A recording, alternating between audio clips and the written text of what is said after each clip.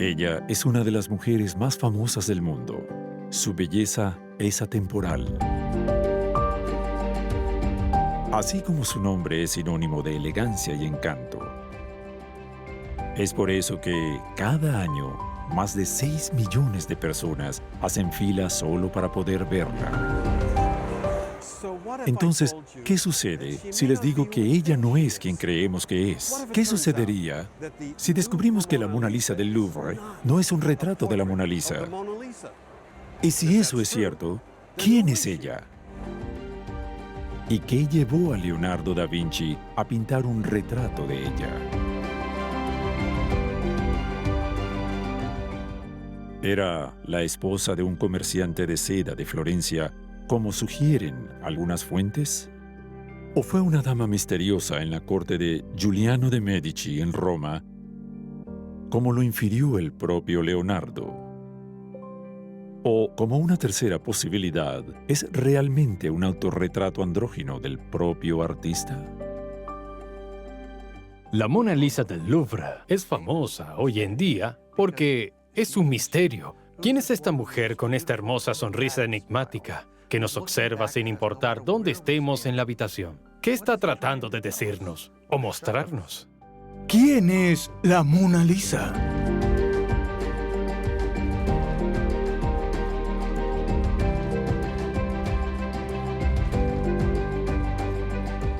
Solo hay una forma de averiguarlo, y es seguir los pasos de Leonardo por Europa, comenzando con su decisión en 1482 de darle la espalda a su ciudad natal, Florencia. La búsqueda de la Mona Lisa.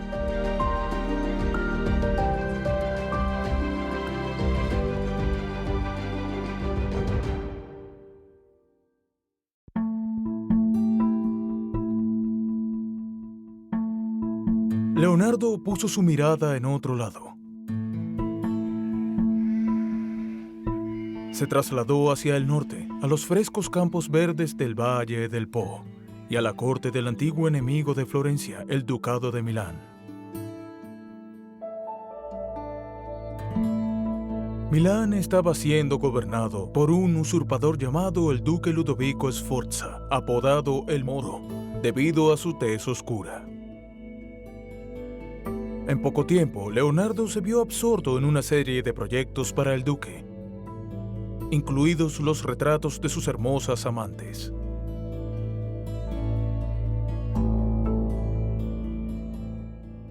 Leonardo no vivía en la ciudadela Sforza, sino en un castillo más antiguo, ubicado al sur de la Catedral de Milán.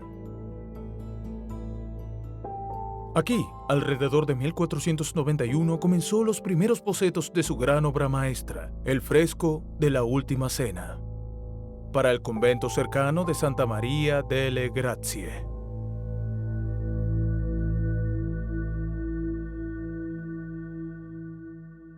Leonardo invirtió todo lo que había descubierto sobre el retrato en el proyecto.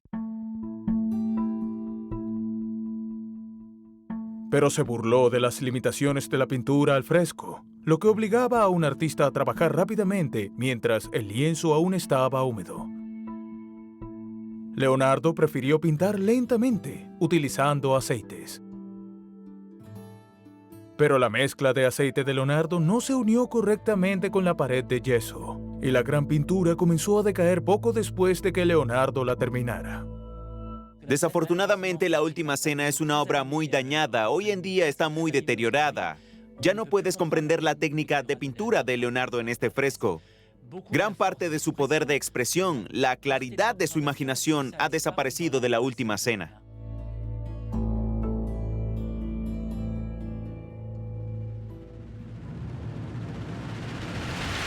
Milán, 1499. Leonardo pasó 18 años en la corte de Milán. ¡Maestro! Pero inevitablemente, su estadía llegó a su fin. ¡Maestro! ¡Vienen los franceses! Leonardo tuvo la desgracia de vivir en una época en que Milán fue invadida repetidamente por los franceses. El rey francés, Luis XII, realmente creía que tenía un derecho legítimo sobre el ducado de Milán. Y así, el rey expulsó a los Sforzas y se instaló en el palacio ducal. Leonardo no tuvo otra alternativa que disolver su estudio y buscar refugio en otro lugar. Se instaló en la otra gran ciudad del norte, las lagunas de Venecia. Venecia siempre ha tenido una fuerte atracción para los artistas locales. El reflejo de la luz solar en el agua creó un estilo veneciano único en colores intensos y vistas profundas. Fue el estilo hecho famoso por los hermanos Bellini, la principal dinastía creativa en la ciudad.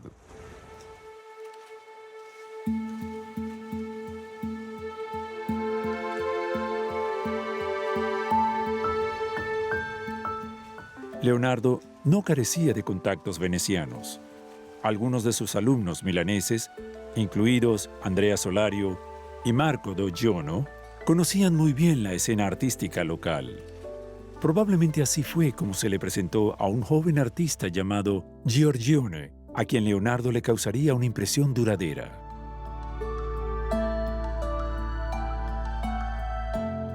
Pero Leonardo también hizo un descubrimiento importante.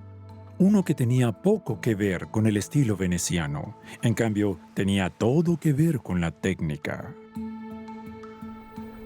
Verán, Venecia en esos días era el principal centro comercial en el Mediterráneo, lo que significaba que también era un centro líder de construcción naval. Y los barcos en el Renacimiento se basaban en una forma básica de propulsión, viento y velas. Las velas estaban hechas de una forma resistente de lienzo. Esto les dio a algunos artistas locales la idea de utilizar el lienzo como soporte para sus pinturas en lugar de los paneles de madera utilizados en la Edad Media. El lienzo era perfecto para pintar al óleo, una técnica que Leonardo había usado desde el principio. En realidad había múltiples ventajas de utilizar el lienzo. En primer lugar, era mucho más barato que usar madera. El segundo sería, y esto es muy importante, que no se rompería. Al usar tablas de madera, con frecuencia se agrietaría y donde se conectaban las tablas tendríamos puntos de unión y puntos de agrietamiento. También fue un soporte que tomó muy bien las pinturas al óleo y por supuesto podías enrollarlo y transportarlo. Y debido a que era mucho más barato, podría hacerlo mucho más grande que un formato de madera. ¿Por qué es esto importante? Porque muy pronto Leonardo tendría una oportunidad única de usar el lienzo, pintando el retrato de una joven encantadora. A decir verdad, poco después, Leonardo saldría de Venecia para regresar a su ciudad natal, Florencia.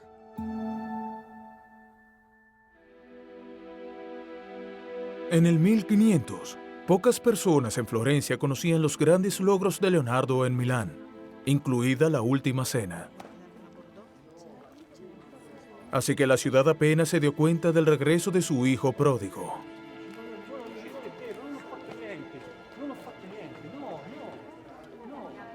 La excepción fue el padre de Leonardo, el notario Ser Piero. Leonardo. Hola, padre. Mi hijo. Te extrañé, padre. Yo también, hijo. Uno de los clientes de Ser Piero era el monasterio de los frailes servitas. Padre Mauro. Como sucedió, los frailes estaban buscando a alguien para pintar un nuevo retablo para la iglesia. Él acaba de regresar de Milán para mostrarte una idea para una pintura. A los frailes servitas les gustó. Les gustó tanto que Leonardo y su séquito fueron invitados a mudarse a su monasterio de la Santísima Annunziata. Es hermoso. Aquí es donde Leonardo podría haber comenzado un capítulo completamente nuevo en su carrera, pintar un gran retablo para una de las iglesias más prestigiosas de Florencia. Además, necesitaba el dinero. Ya no recibía un salario del duque de Milán. Pero entonces, y esto es tan típico de Leonardo, no pudo convencerse de hacerlo. Su mente estaba en otras cosas. Un testigo que visitó el estudio en 1501 escribió: Desde que estuvo en Florencia, solo hizo un boceto.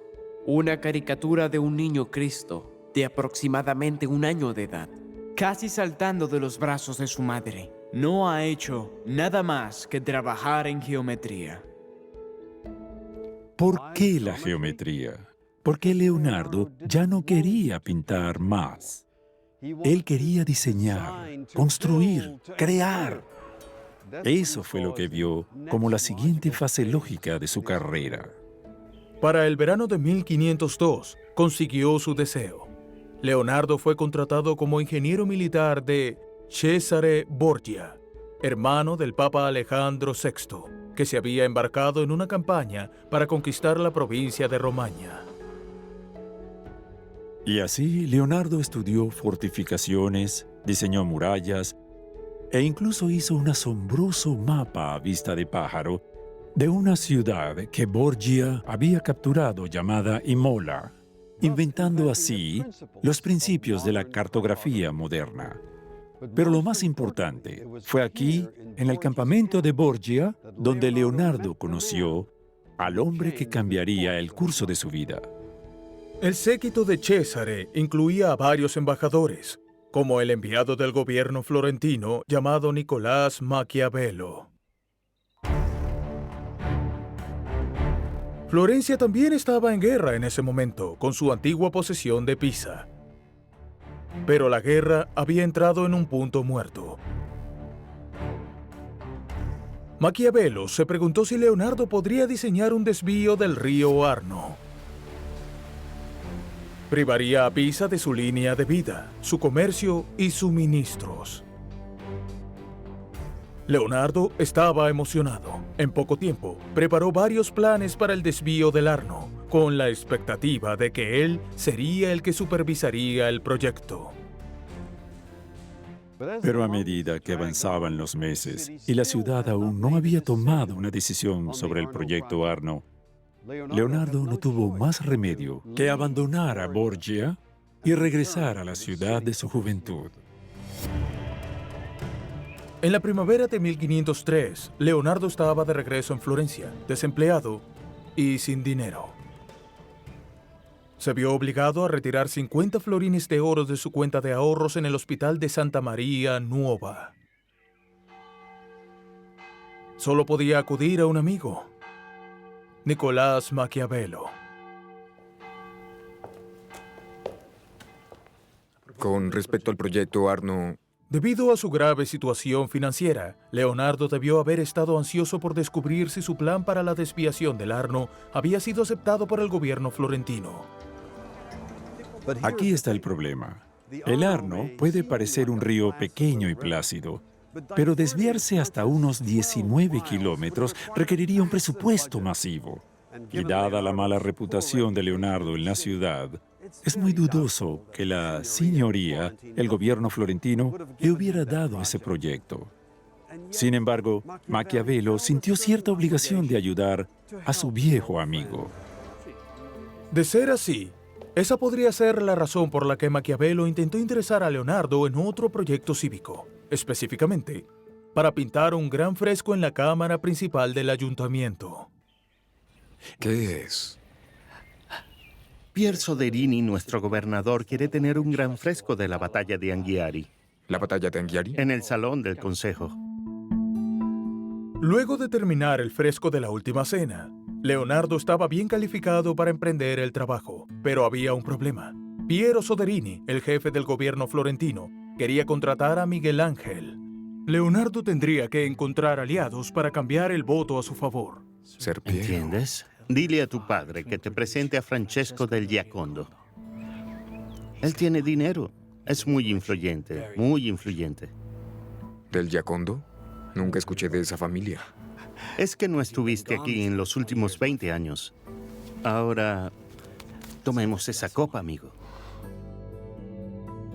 Como el dueño de una gran casa en la Vía de la Estufa, Giacondo era un comerciante que intentaba hacerse fortuna en el comercio de la seda.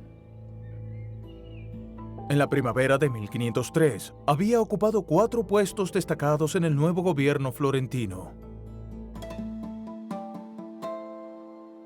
Francesco incluso había servido en el poderoso consejo de los 12 hombres buenos.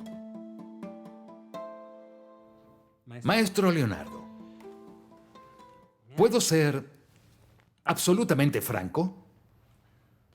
Nadie estaría en desacuerdo de que eres un artista magnífico, maestro. Pero hay algunos en la señoría que dudan de tu habilidad para terminar lo que comienzas. Nuestro gobernador, Piero Soderini, por su lado, está decidido a que no consigas el trabajo. Ya veo. En ese caso, lamento haber gastado su valioso tiempo. Oh, maestro, por favor, no he terminado. Soy un simple comerciante. ¿Qué sé yo sobre el arte? Pero tengo contactos. Hay personas que me deben favores. Hay cosas que puedo hacer. Sería muy amable de su parte. Y a cambio... Pintar un retrato de mi esposa. Es todo. Nada sofisticado. Solo un pequeño retrato de Lisa en plena floración de su juventud. Ella es bastante hermosa, ya sabes. Ahora, esta interpretación resolvería algunos problemas.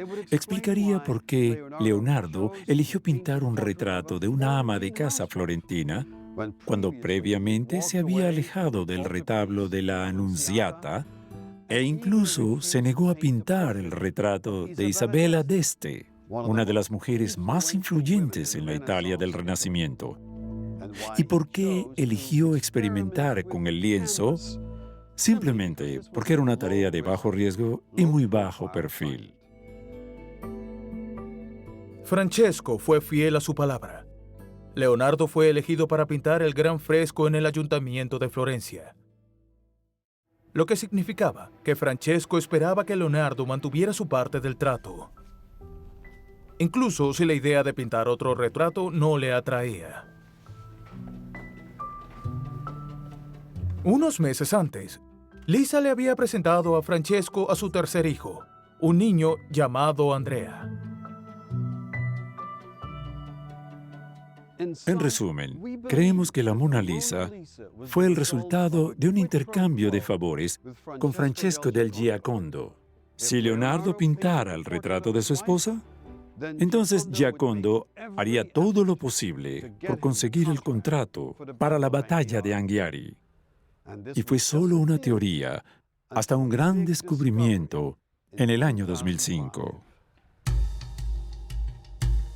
En ese año, un profesor de la Universidad de Heidelberg encontró una nota escrita a mano en los márgenes de un libro del siglo XV de las cartas de Cicerón, aparentemente escrita por un hombre llamado Agostino Vespucci.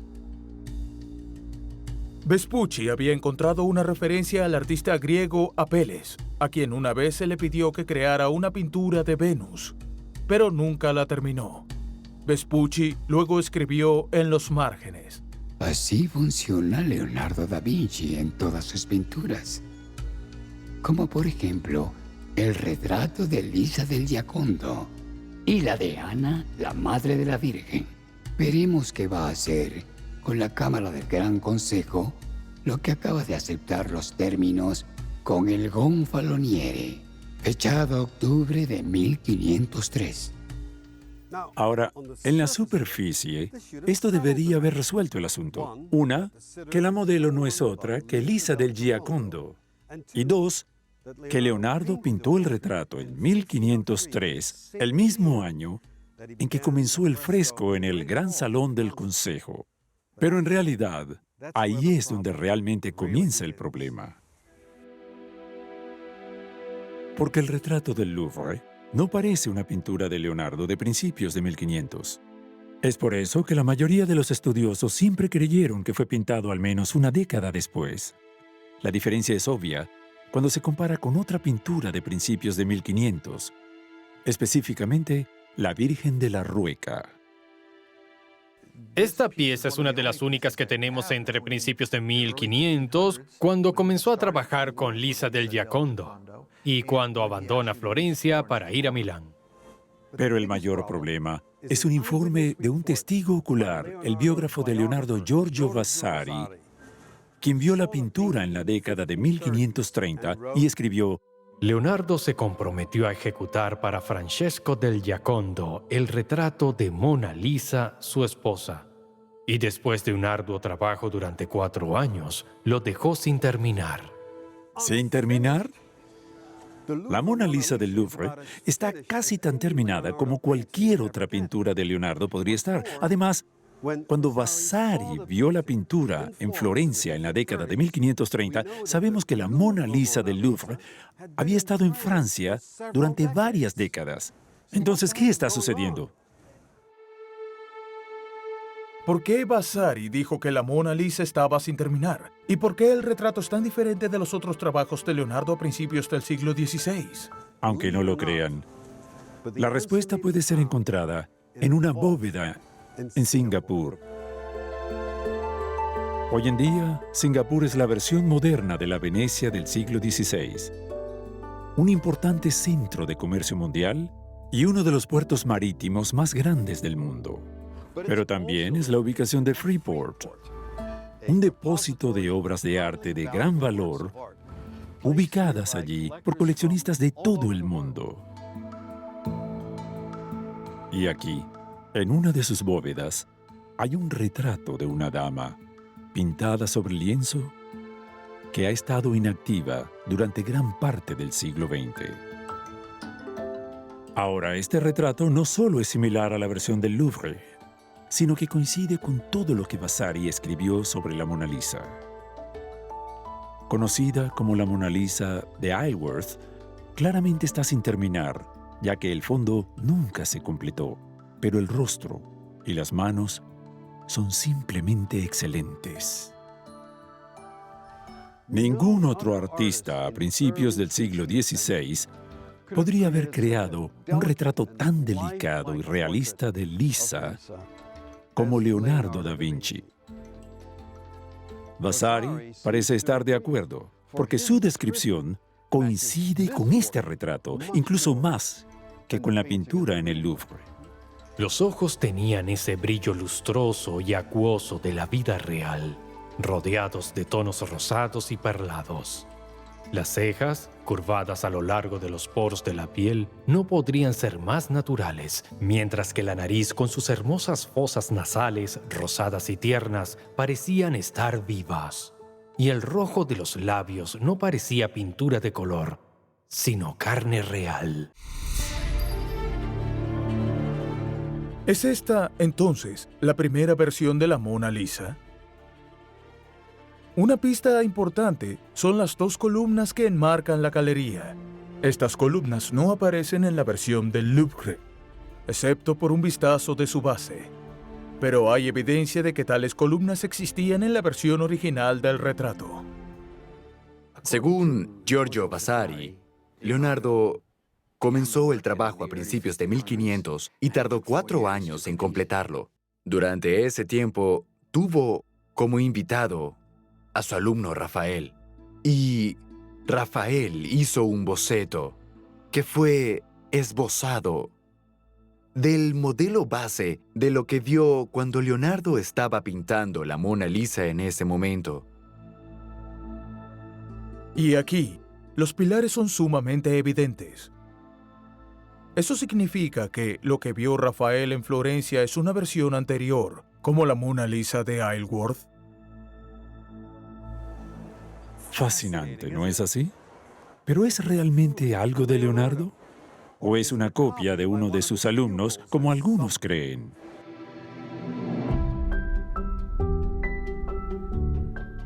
La respuesta puede estar en las técnicas de imagen que John Asmus, profesor de física en la Universidad de California en San Diego, desarrolló en la década de 1970 para autenticar una serie de pinturas de Rembrandt. Los miembros del Instituto de Investigación Rembrandt estaban haciendo investigaciones científicas de los pigmentos y los barnices y esas cosas. Yo estuve mirando por encima de sus hombros y viendo lo que podía hacer con las imágenes digitales, que podrían corroborar o fortalecer sus propios análisis y al mismo tiempo conducir a una nueva técnica que podría usarse para autenticar pinturas. El reconocido experto de Leonardo, Carlo Pedretti, escuchó sobre las nuevas técnicas del profesor Asmos. Luego Carlo me dijo, por cierto, ¿crees que podrías usar alguna de esas técnicas que has desarrollado para los trabajos de Rembrandt en la Mona Lisa? Dado que las imágenes digitales todavía estaban en sus inicios, los escaneos de alta resolución de la Mona Lisa del Louvre se procesaron en el laboratorio de propulsión a chorro de la NASA en Pasadena, California, y se analizaron en una supercomputadora IBM en Palo Alto. Una vez que tengas una imagen digital y tengas valores de cada uno de los píxeles en la pintura, puedes hacer análisis matemáticos muy cuidadosos de esas características que tienen que ver con el deseo del artista cuando está creando una obra de arte. Como parte de ese ejercicio, tomé algunas imágenes digitales de algunas de las pinturas de Leonardo, como la Mona Lisa, y esencialmente busqué bordes y vi cuán borrosos están los bordes de una parte de la imagen en comparación con la otra. Y supongo que esto aún no se ha validado, pero mi hipótesis es que estos histogramas son realmente una cuantificación de cosas como el esfumado y el claroscuro, por lo que obtienes números y perfiles que tienen que ver con estas áreas particulares de una pintura. Cuando la primera Mona Lisa salió a la luz, el Dr. Asmos fue invitado a volar a Ginebra y realizar el mismo análisis en esta pintura. Y entonces comencé a tomar histogramas de los lugares comparables en el rostro, alrededor del corpiño y cosas así de las dos figuras, y me quedé completamente atónito. Los histogramas, así como las pinceladas, eran prácticamente idénticos. Supongo que lo más convincente para mí fue que durante esos 20 años, el trabajo en la Mona Lisa de Isleworth, a la que luego se refirieron como la versión anterior de la Mona Lisa, abordó muchos de los problemas que me habían estado confundiendo durante años. No se me había ocurrido y ciertamente no había escuchado que existía la posibilidad de dos Mona Lisas. Supongo que debería haberlo sabido, pero no lo sabía. Creo que el último punto importante es que Lisa del Giocondo también era una joven florentina y Leonardo en esta Mona Lisa anterior realmente captura a esta hermosa joven florentina. Entonces, ¿qué significa esto? Significa que debe haber dos versiones de la Mona Lisa. Una versión anterior que se ajusta a la descripción de Vespucci y Vasari perfectamente, y una versión posterior que debió haber sido pintada casi una década después. ¿Pero por qué Leonardo haría eso? Entonces sí, Leonardo y sus alumnos hicieron muchas copias de sus obras. ¿Pero una ama de casa florentina? ¿Qué tiene de especial eso? Para resolver este enigma, veamos a dónde nos lleva la historia a continuación.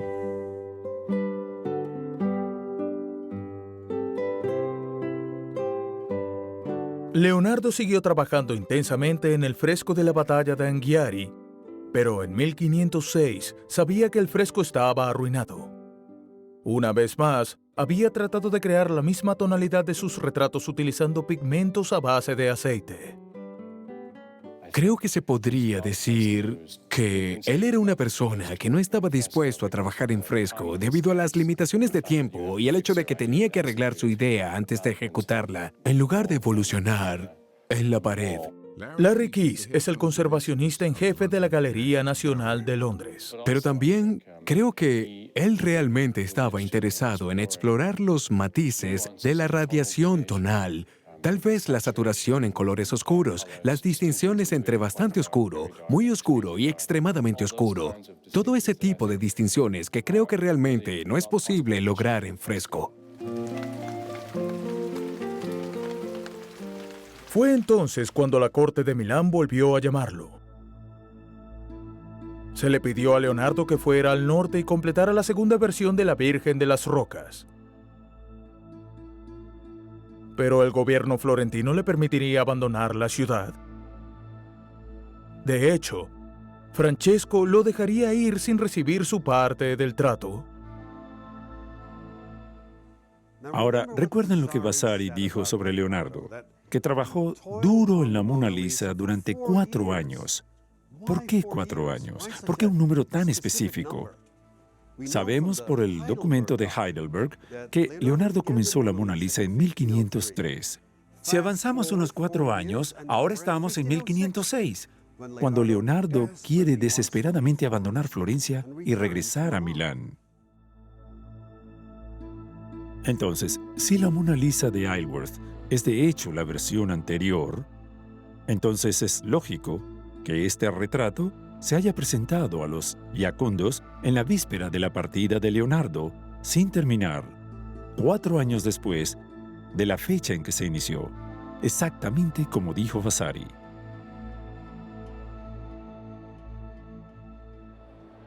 ¿Pero qué hay de la Mona Lisa en el Louvre? ¿Por qué Leonardo volvería al tema de una ama de casa florentina por segunda vez? Y aquí es donde la historia da un giro sorprendente.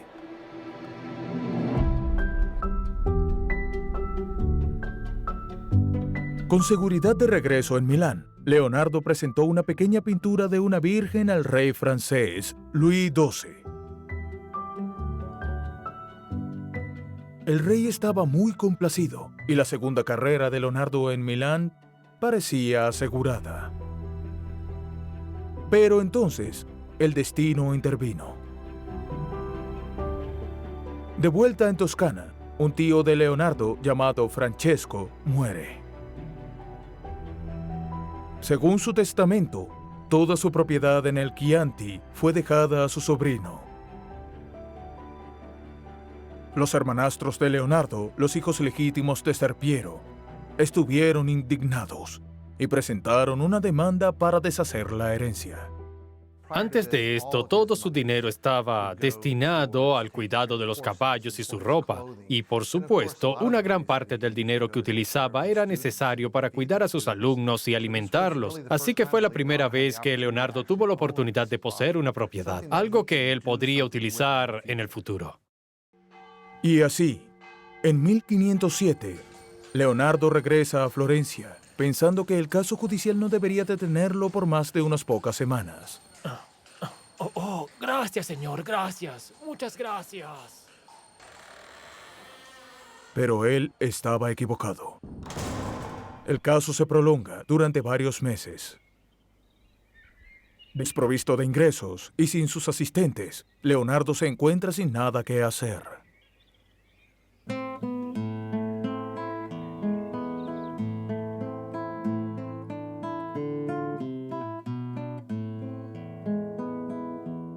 Decide organizar sus cuadernos que había guardado en el Hospital de Santa María Nuova. Comenzando en Florencia, en la casa de Piero di Braccio Martelli, con fecha del 22 de marzo de 1508. Esta colección no tiene ningún orden, pero espero organizarla pronto de acuerdo con el tema.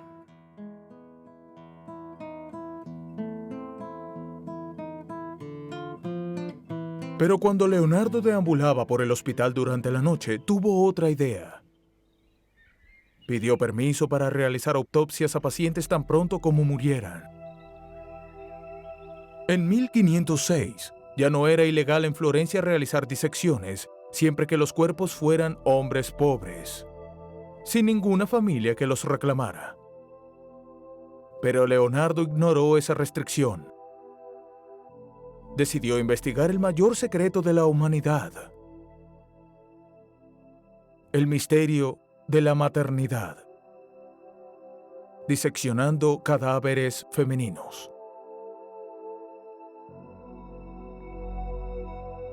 Quiero entender la concepción del hombre. Comenzaré con la formación del niño en el útero y cómo vive el niño en él, y en qué etapa reside en él. En el proceso, Leonardo produjo el primer dibujo anatómico de un cuerpo femenino en la historia humana.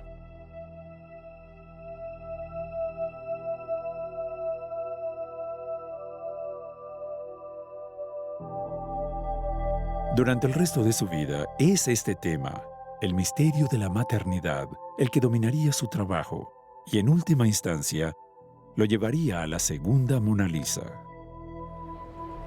La maternidad era un tema que Leonardo había explorado con gran detalle desde sus días en el taller de Verrocchio, con el motivo de la Virgen. El culto a la Virgen María fue muy fuerte en Florencia. El Duomo, la Catedral de Florencia, conocida como Santa María delle Fiore, fue dedicada a María de la Flor, símbolo de su Inmaculada Concepción. Las primeras pinturas de Leonardo fueron variaciones sobre el tema de la Virgen y el Niño, pero al principio rompió con la representación de María como una reina en su trono celestial, y en su lugar exploró la tierna intimidad entre una madre y su recién nacido.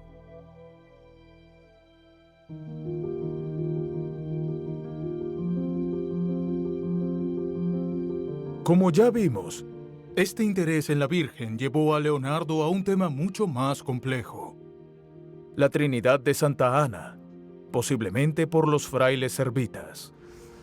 ¿Y qué tiene de especial tu diseño? La idea principal es mostrar a Santa Ana, la Virgen y el niño, con ella en el regazo de su madre. Normalmente en tales escenas lo que predomina es la muerte futura de Jesús, de la cual la Virgen es consciente y que la llena de una mezcla de tristeza y también de alegría. Vincent de Louvain, uno de los principales conservadores del Louvre, organizó una importante exposición de Santa Ana en 2012. Para una madre, aceptar el sacrificio de su propio hijo y verlo morir, eso es lo peor que le puede suceder. Y realmente creo que en la versión del Louvre, él trata de capturar ese momento, el cual es tan valiente y maravilloso, en el que María realmente acepta el destino de su hijo, donde pasa de la melancolía a la alegría y la aceptación genuina. Ahora, ¿por qué esta pintura es tan importante para nuestra historia? Porque María, en Santa Ana, tiene una sorprendente similitud con la Mona Lisa en el Louvre. Ambas tienen la misma sonrisa misteriosa. Los fondos también son notablemente similares. En otras palabras, ambas pinturas deben haberse originado al mismo tiempo, desde aproximadamente 1508 en adelante, durante el segundo período de Leonardo en Milán.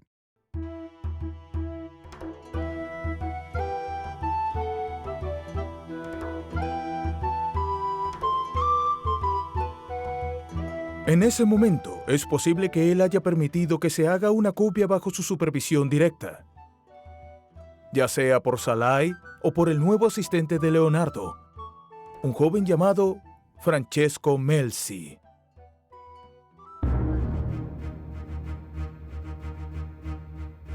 Una vez más, el destino dio una vuelta en la vida de Leonardo. En 1511, las tropas dirigidas por el Papa Julio II expulsaron a los franceses de Milán. Leonardo, visiblemente envejecido, encontró refugio en la granja del padre de Melzi. Aquí celebró su cumpleaños número 60, que puede ser el momento en que Melzi decidió dibujar la cara de su maestro. Y luego, en 1513, un nuevo patrón vino a su rescate: Giuliano di Lorenzo de Medici, hermano del Papa León X, invitó a Leonardo a que se quedara en la corte papal en Roma. Partí de Milán a Roma el 24 de septiembre de 1513 con Giovanni, Francesco de Melzi, Salai, Lorenzo y Fanfolla.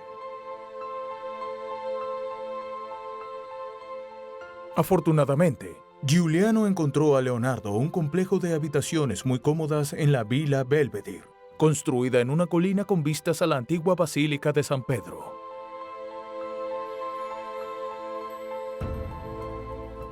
Cuando llegó a Roma, se comportó de una manera muy extraña.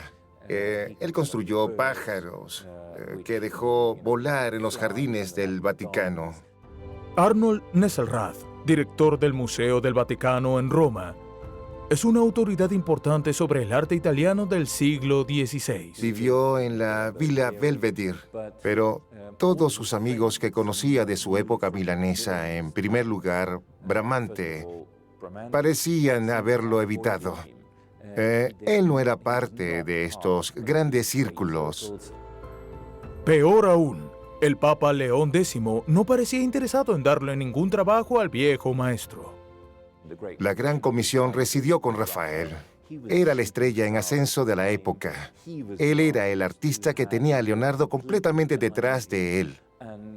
Leonardo solo estaba por ahí, pero, de nuevo, estoy casi tentado a decir que bastante irrelevante.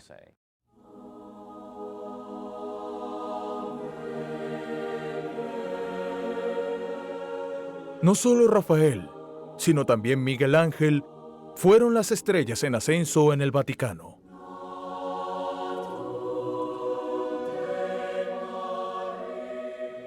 Rafael se estaba haciendo un nombre con una serie de frescos en las cámaras papales. Pero Rafael recordó su breve tiempo en el taller de Leonardo. En homenaje al viejo maestro, lo colocó en el centro de su fresco, la Escuela de Atenas.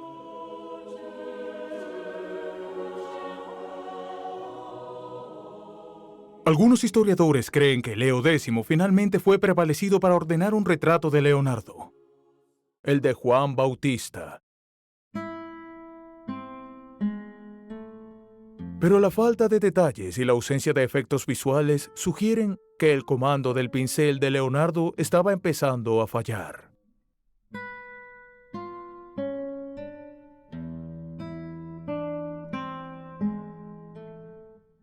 Aunque era cada vez más viejo y frágil, Leonardo siguió trabajando diligentemente en otra pintura, la Mona Lisa. Y esto plantea una pregunta simple. Si de hecho hubo una versión anterior, ¿qué llevó a Leonardo a volver al tema de Mona Lisa? ¿Fue porque dejó la primera versión sin terminar? ¿O hubo ciertas ideas que quedaron sin explorar?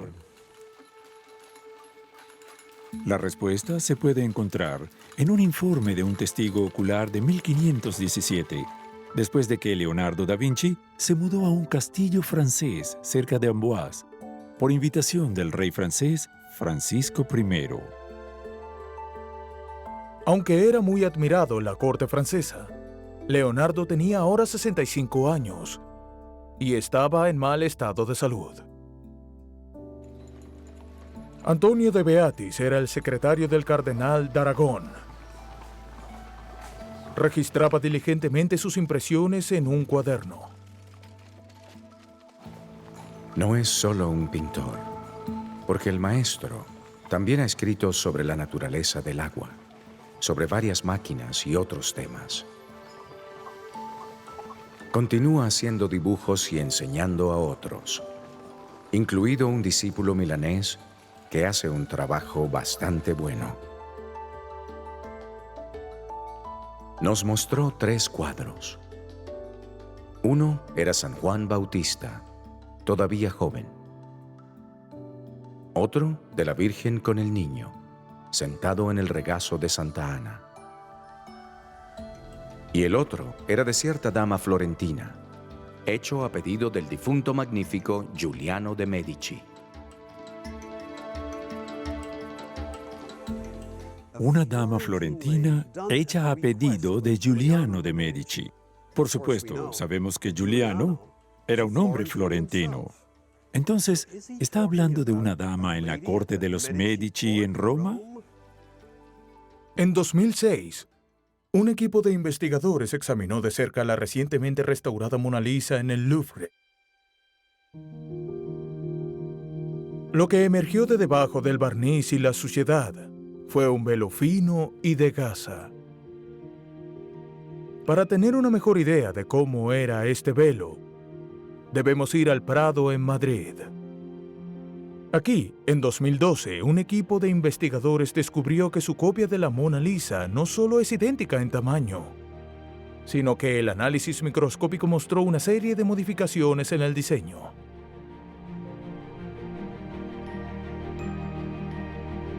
Esto sugiere que Szalay o Melzi hicieron esta copia bajo la supervisión de Leonardo. Y en la versión de Prado, el velo de gasa blanca era mucho más prominente. En la Italia del Renacimiento, este velo, hecho de lino blanco, era conocido como un guarnello, y las mujeres embarazadas o madres que habían dado a luz recientemente lo usaban con orgullo. ¿Es esta una pista importante? Creemos que lo es. Y he aquí por qué. Con el tiempo, el guarnello se asoció tan estrechamente con el embarazo que también se convirtió en un atributo de la Virgen María, tanto antes como después del nacimiento de Jesús.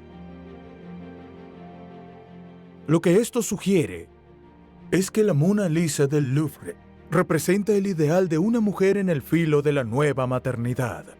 Esto estaría en acorde con la preocupación central de los últimos trabajos de Leonardo: el misterio físico y psicológico de la maternidad, visto tanto desde una perspectiva sagrada como pagana.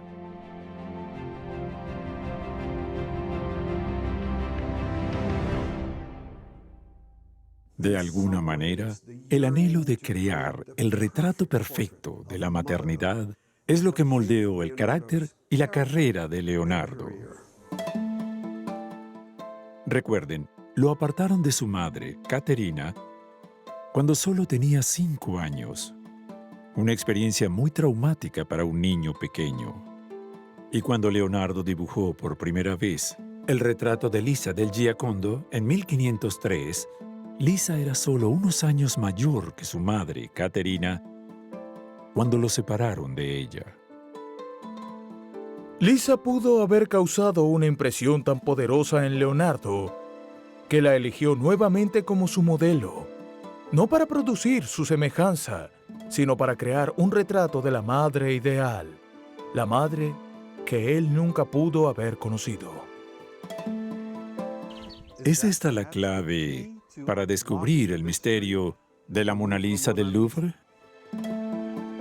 Esta interpretación también puede explicar el panorama monumental que se desarrolla detrás de la dama. Está organizado en 2 zonas: un primer plano y un segundo plano.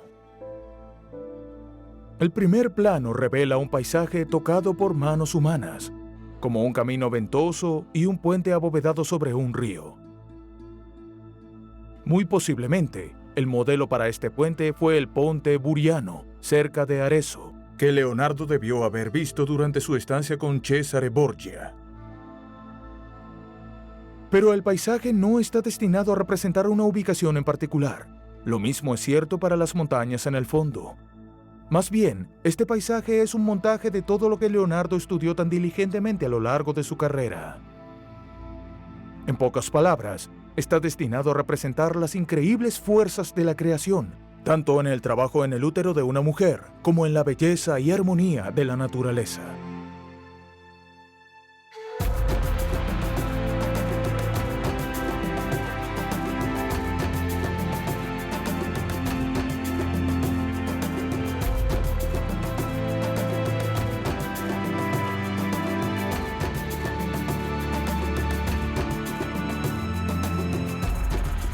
Así como un humano está hecho de huesos y carne, también el mundo tiene rocas que mantienen unida la tierra.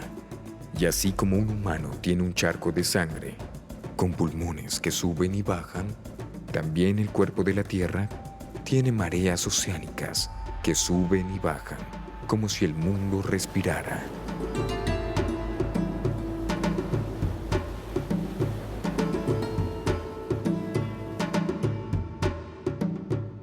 Ahora, esto también puede revelar el verdadero significado de lo que Leonardo le dijo al secretario de Beatis sobre la Mona Lisa. Y el otro era de cierta dama florentina, hecho a pedido del difunto magnífico Giuliano de Medici. Lo que Leonardo quiso decir es que trabajó en la Mona Lisa del Louvre bajo el patrocinio de Giuliano en Roma. Y eso también explica por qué el fondo de Santa Ana es tan similar al fondo de la Mona Lisa, porque esa pintura también se terminó en Roma. Estas son obras para el propio Leonardo. Son su testamento creativo. Cada desafío que enfrentó al representar, por ejemplo, una roca, el cielo, un paisaje lejano, fue capaz de superarlo en virtud de la ciencia, utilizando su conocimiento teórico de la naturaleza y la experimentación para descubrir cómo funcionan las cosas. Y la Santa Ana, la Mona Lisa y la San Juan Bautista son productos de ese proceso. Toda su investigación creativa, científica y estética se capturan en estas tres hermosas pinturas.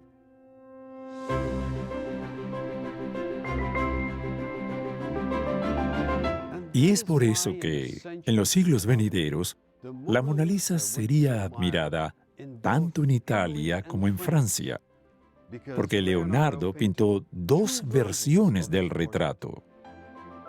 La primera, una verdadera semejanza de Lisa del Giocondo, que permaneció en Italia hasta el siglo XVIII, y la segunda, la versión en Francia, un retrato idealizado del misterio eterno de una mujer y una madre.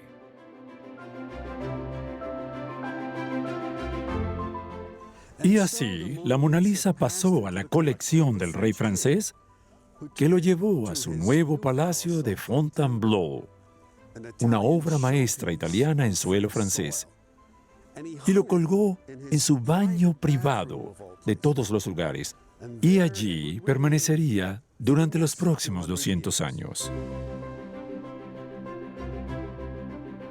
Según sus deseos, Leonardo fue enterrado en la iglesia de San Florentino. Pero el propio Leonardo no recibió el descanso eterno que había esperado en su testamento. En 1802, durante la era napoleónica, la iglesia de San Florentino fue demolida. Un jardinero local recogió los huesos y los puso en una fosa común. Décadas después, un poeta francés excavó los esqueletos y escogió una calavera que pensó se parecía al autorretrato de Leonardo. Estos presuntos restos ahora se encuentran en una tumba en la capilla del castillo de Amboise. Y sin embargo, la Mona Lisa aguantó.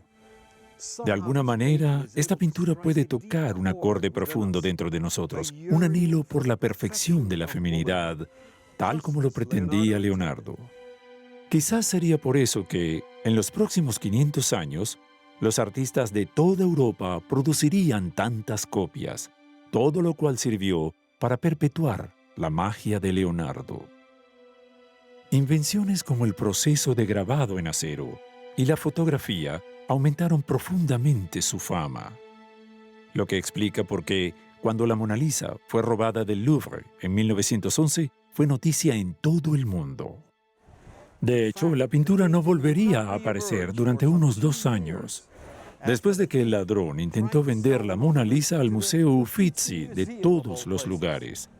Pero estuvo de vuelta en París y la Mona Lisa ha sido una celebridad desde entonces. Doblada al español en estudiosbackstage.com.